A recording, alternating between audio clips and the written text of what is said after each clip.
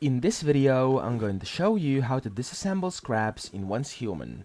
So the first thing you want to do is open your build mode and press right click, and once you have the right memetic unlocked, over here you've got a disassembly bench, so under facilities and production processing.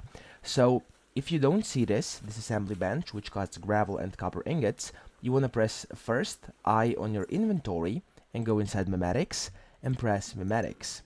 In here, we need to look for the disassemble bench, okay?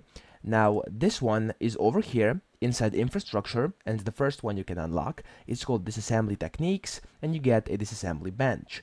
Now, you have to then place it down once you gather the materials to get it. I just showed you how. Press B, and then right click, click on it over here, and you'll be able to put it down once you have enough materials. And then what you want to do is walk up to it, and you'll see the items you can disassemble.